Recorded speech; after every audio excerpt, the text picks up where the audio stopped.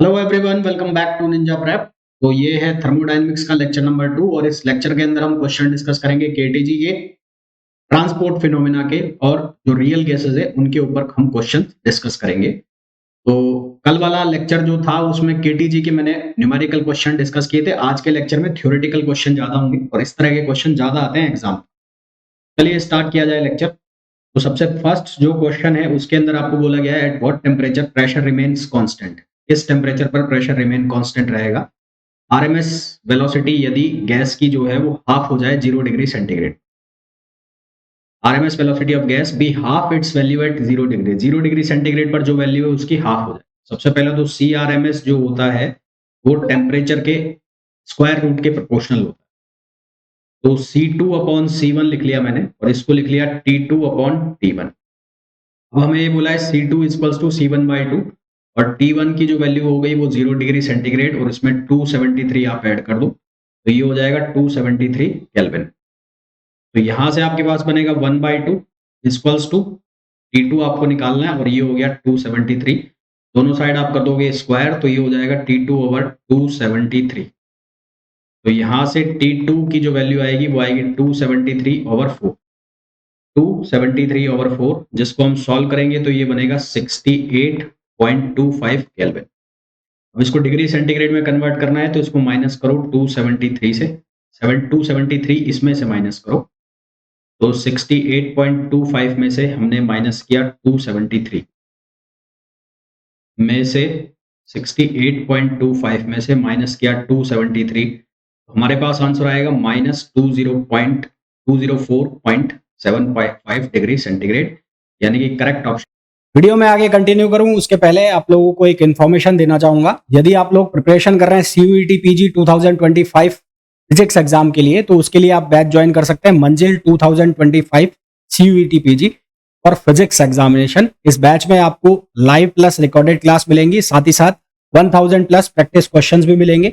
ये batch available होगा Ninja prep app by Kapil sir पर, जिसे आप गूगल प्ले स्टोर से डाउनलोड कर सकते हैं। इसका लिंक आपको डिस्क्रिप्शन में भी है। साथ ही साथ अगर आप आईआईटी जैम एग्जाम की प्रिपरेशन कर रहे हैं तो उसके लिए आप बैच ज्वाइन कर सकते हैं लक्ष्य आईआईटी जैम 2025 बैच, जिसमें स्पेसिफिकली जो है वो क्लासेस रहेंगी, एक्सक्लूसिवली क्लासेस रहेंगी आईआईटी जैम के लिए, और साथ ही साथ आपकी टिफर के जो एग्जाम की प्रिपरेशन है वो भी इसमें हो जाएगी। इसके अलावा अगर आप CSIR नेट की प्रिपरेशन कर रहे हैं और गेट की प्रिपरेशन कर रहे हैं तो उसके लिए आप बैच ज्वाइन कर सकते हैं श्रेष्ठा बैच, जिसमें आपको डिटेल्ड प्रिपरेशन कराई जाएगी CSIR नेट एग्जामिनेशन 2024 दिसंबर और गेट 2025 एग्जाम की। और अगर आप केवल क्वेश्चन प्रैक्टिस करना चाहते हैं CSIR नेट एग्जाम के लिए, जस्ट एग्जाम के लिए, गेट एग्जाम के लिए, तो उसके लिए आप बैच ज्वाइन कर सकते हैं विजय श्री बैच, जो कि CSIR नेट, गेट और जेस्ट एग्जाम के लिए है। साथ ही साथ अगर आप टिफर की प्रिपरेशन कर रहे हैं तो उसके लिए भी यूजफुल होगा।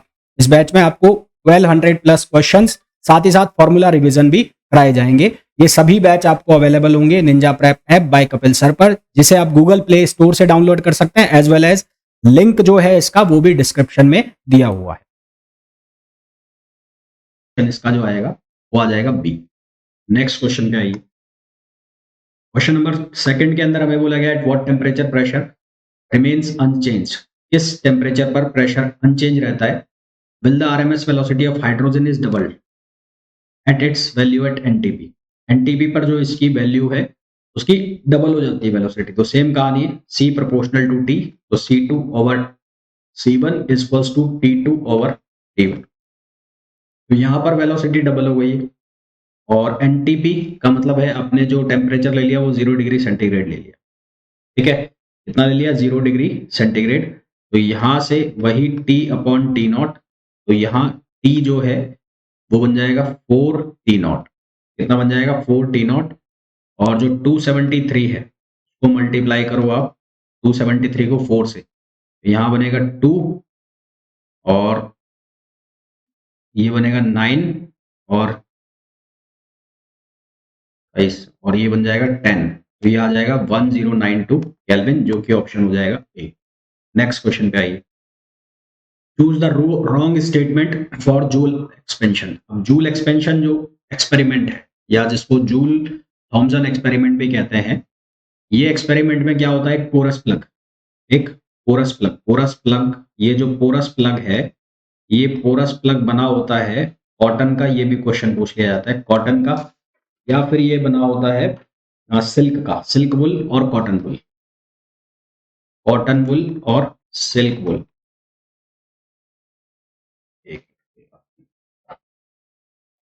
इस एक्सपेरिमेंट के अंदर हाई प्रेशर वाली गैस को, हाई प्रेशर पर गैस को लो प्रेशर पर इस पोरस प्लग से पास कराया जाता है।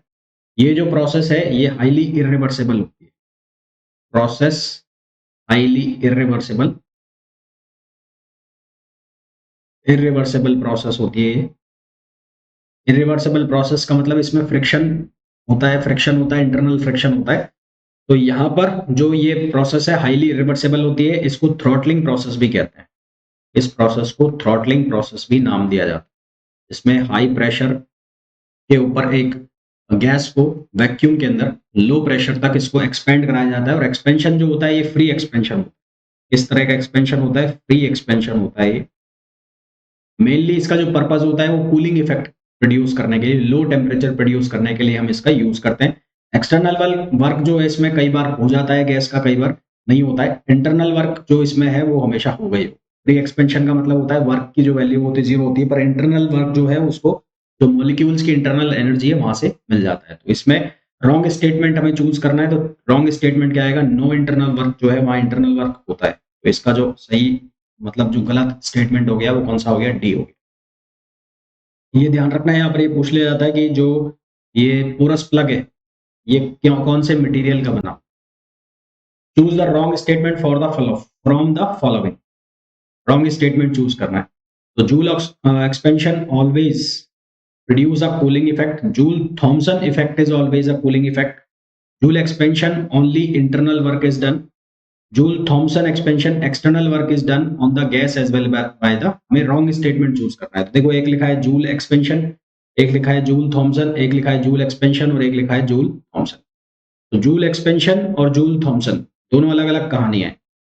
तो जूल थॉमसन हालांकि रिजल्ट दोनों का सेम आ रहा है, दोनों यूज हो रहे हैं कूलिंग इफेक्ट करने के लिए ना, पर जूल थॉमसन की जब हम बात करते हैं ए अपॉन वी स्क्वायर, ये ए अपॉन वी स्क्वायर लिखा हुआ है।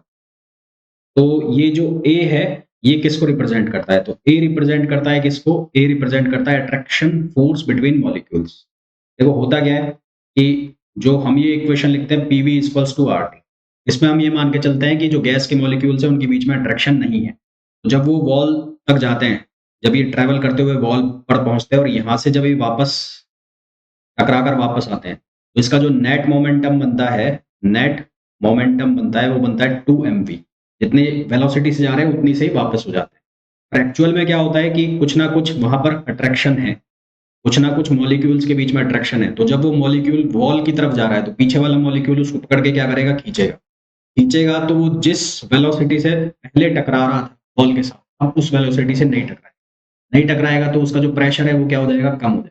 प्रेशर है जो वो क्या हो जाएगा, कम हो जाएगा। तो प्रेशर कम हो जाएगा, तो अब प्रेशर को बढ़ाने के लिए हमने उसमें क्या किया, करेक्शन किया। और करेक्शन करने को हमने किससे लिखा, ए अपॉन वी स्क्वायर। तो ये जो ए अपॉन वी स्क्वायर वाला टर्म है ये क्या है, अट्रैक्शन फोर्स बिटवीन मॉलिक्यूल्स के लिए करेक्शन है। नेक्स्ट क्वेश्चन है the value of critical volume VC according to Van der Waals gas equation. ये वंडरवॉल गैस इक्वेशन लिखा, वंडर वीसी इक्वल्स टू है, इसको 3b माना जाता है। एक्चुअल में जब हम आइडियल गैस इक्वेशन की बात करते हैं तो हम ये मान के चलते हैं कि जो गैस मॉलिक्यूल्स हैं उनका साइज इनफाइनाइटेसिमली स्मॉल है, बहुत छोटा है, तो वो ना के बराबर वॉल्यूम जो है वो कवर कर रहे हैं, परंतु उनका जो साइज है वो फाइनाइट होता है, तो कुछ ना कुछ उनका वॉल्यूम होता है, और उनके बीच में जो वॉइड्स होते हैं उसकी वजह से भी कुछ ना कुछ वॉल्यूम है। तो उस वॉल्यूम का करेक्शन जो है वो किससे दिया जा रहा है, वो हम फॉर्मूला में लिखते हैं v माइनस वीबी। तो वीसी जो क्रिटिकल वॉल्यूम है उसको हम लिखते हैं 3b से। हालांकि एक्सपेरिमेंटली जब हम इसको परफॉर्म करते हैं एक्सपेरिमेंट को, तो हम देखते हैं कि एक्सपेरिमेंटली ये वैल्यू आती है, एक्सपेरिमेंटली ये वैल्यू आती है हमारे पास, और जो थ्योरेटिकल है वो वैल्यू हमारे पास ये होती है। तो करेक्ट आंसर कौन सा आएगा, ये आएगा। ठीक है, नेक्स्ट क्वेश्चन पे। According to Van der Waals critical, critical coefficient जो है, क्रिटिकल कोफिशिएंट को हम डिफाइन करते हैं कैसे, क्रिटिकल कोफिशिएंट